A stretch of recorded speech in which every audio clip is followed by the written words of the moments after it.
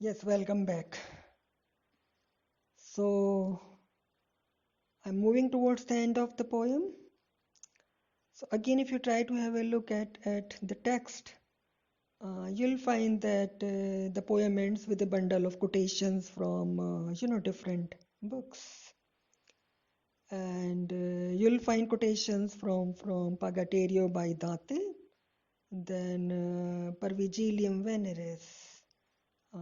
It is also known by another name, and that is the Vigil of Venus. And its author and date are unknown. And the third one is Al Desticado, and it is written by Novel. Novel. Fine. So the poem ends with a bundle of quotations, and the quotations have been taken from Pagaterio and Parvigilium Veneris and Al Desticado. Right. Now, these are the three famous poems. And the three famous poems, they indicate the theme of suffering. They also indicate the theme of salvation. And they also talk about the theme of transformation. So the three poems, they indicate the themes of suffering, salvation, and transformation. Fine. Now, Dante's Purgatorio, it reminds that suffering is essential for purification and salvation. So, if you have to achieve salvation and purification, you need to suffer. Suffering is a must.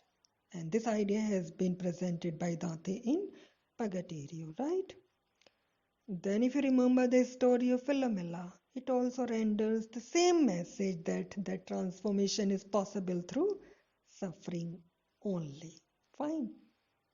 Then El Desticado by Novel. It puts emphasis on the need of absolute detachment for spiritual salvation. Means if you have to achieve spiritual salvation, then you need absolute detachment from life. Fine. You will have to come out of the illusion of life, and you will have to come out from the prison of ego. You will have to come out of this Coriolanus. Coriolanus is a symbol of, ego. Right. And, Parvigilium Veneris. It also conveys the message that suffering can lead to salvation and redemption. Right. So the poem ends with the quotations from these three particular poems: Purgatorio, Parvigilium Veneris, and Al Desticado. Right. Now try to have a look at the entire poem. I mean, all the five sections. If we make a serious reading of all the five sections, or in the conclusion, we can say that throughout the poem we come across degradation, disillusionment, boredom, envy, ruthlessness, decay, and desolation and sexual perversion. Right? And the poem presents a bleak vision of life in its naked form. Eliot does not take the help of any kind of imagination. I mean, his purpose is not to please the readers. Rather, he is trying to present the truth in its naked form. He is trying to present the reality of the modern society in its naked form. Right. And it seems as if the world is trying the experiment of manufacturing a civilized but non-Christian mentality. But the experiment has failed drastically, and it has resulted in world-weary cry of despair and disillusionment and despair. Right? I hope you remember that Clint Brooks. He said that the basic theme of the wasteland is life and death.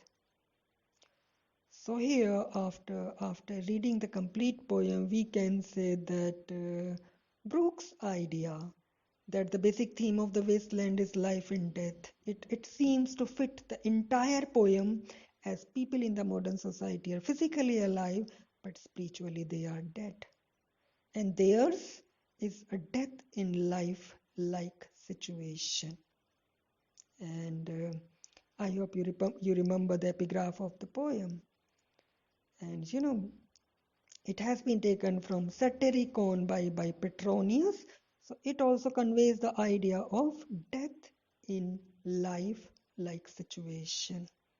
And the idea is conveyed through the story of the Sibyl of Cumae. And you remember that Sibyl answered to the question of boys. I mean, when one of the boys asked, Sibyl, what do you want? And she said, I want to die.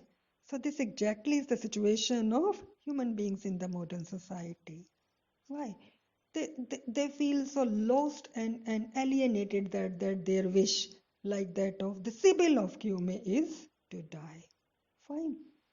So, man in the modern society, he feels that he belongs to nobody and nobody belongs to him. And ultimately, he nurtures a wish to die.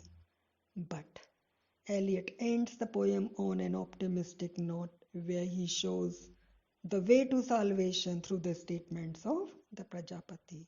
I mean, through, you know, three das, Datta, Dayavadham, and Damyata, to give, to sympathize, and to have self-control.